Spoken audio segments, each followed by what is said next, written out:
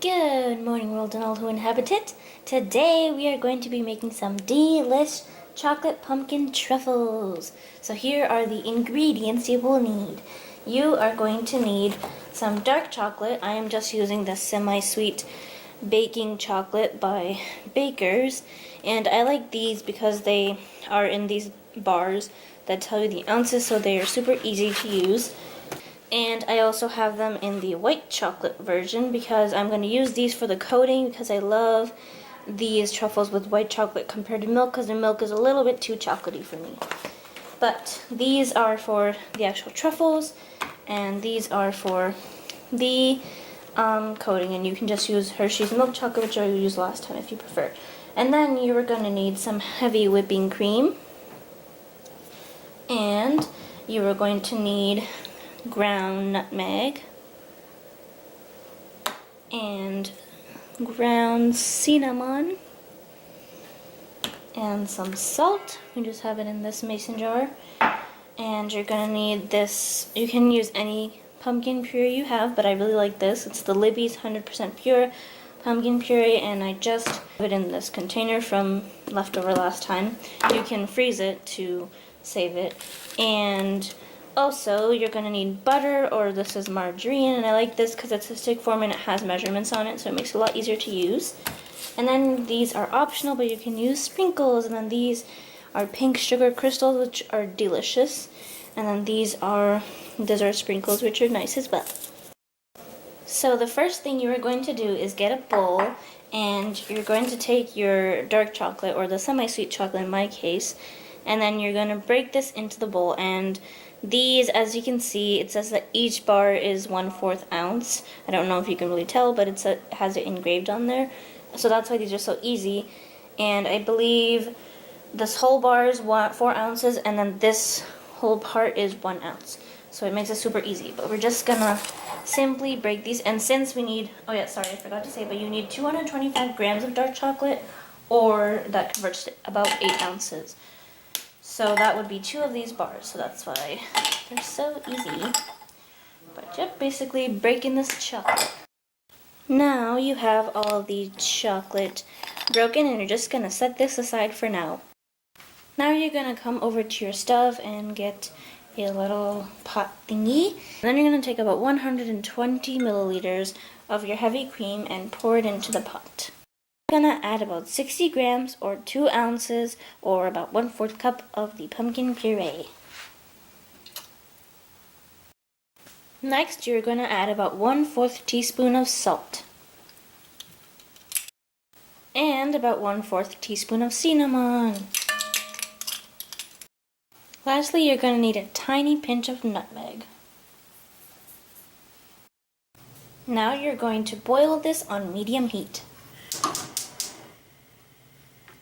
So when it is all combined, it's going to look something like this, and it smells delish of pumpkins. Now you're going to take this and you're going to pour it over the chocolate that we had broken before. And make sure to wear a glove for safety. After the deliciousness is poured all over the other deliciousness, you're just going to mix this all up, and since the pumpkin puree and other stuff mixed together was hot, it's just going to melt the dark chocolate. If you have the problem like me where some of the chocolate pieces aren't melting, you can just put it in the stove with the whole mixture, and then of course it will melt. And I remember I had this problem last time too. After everything is melted, it's going to look like this. Next, what you're going to do is add about 30 grams of butter, which is 1 ounce. 1 ounce would be 3 tablespoons. So this was really easy. And you want room temperature butter, just so it'll be nice and soft. And you're just going to pop it into this mixture and mix it up. So now is the super difficult part. You have to put your mixture in the fridge for 2 hours.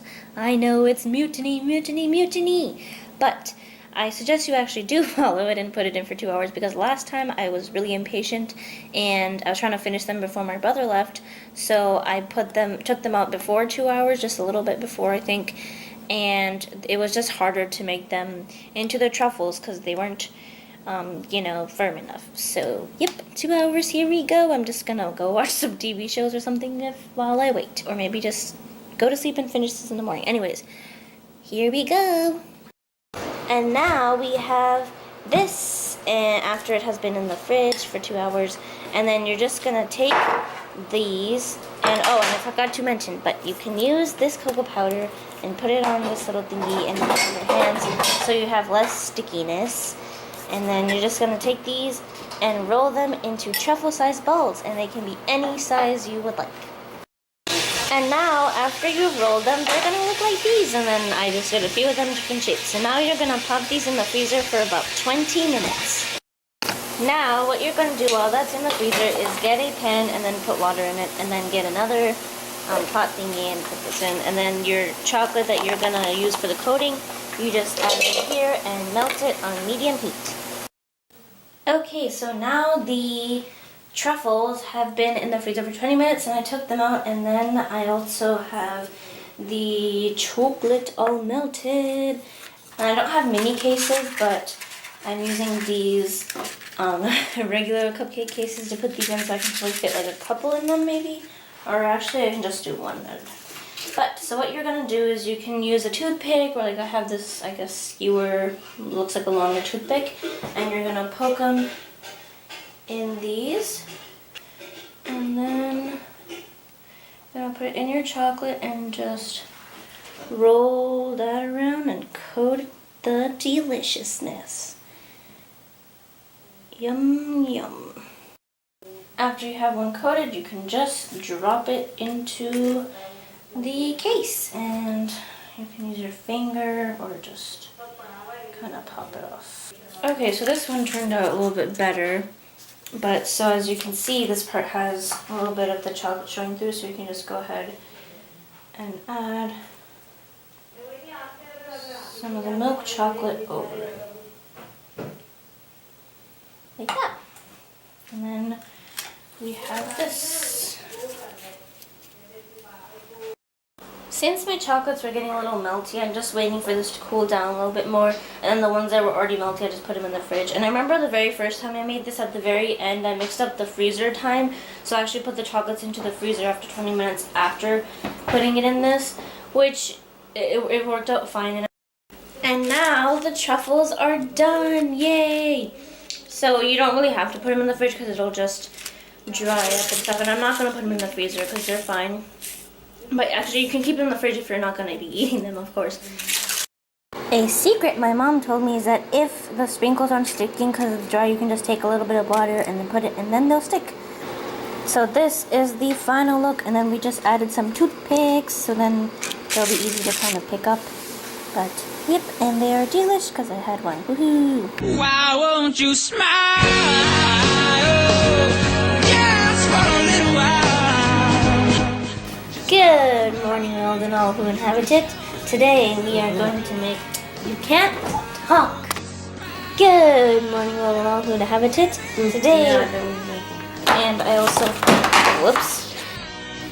Next you're going to add about 60 grams or 2 ounces or 1/4 cup of the pumpkin pure... Oh, shoot, I messed up.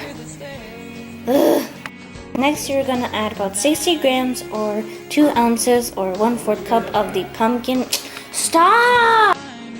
Next, you're gonna add about. Oh, I hate this. That doesn't work. Oops, I broke it. But yep, they are done and they look delicious. Ralphie! They're so annoying. Woohoo! Why won't you smile?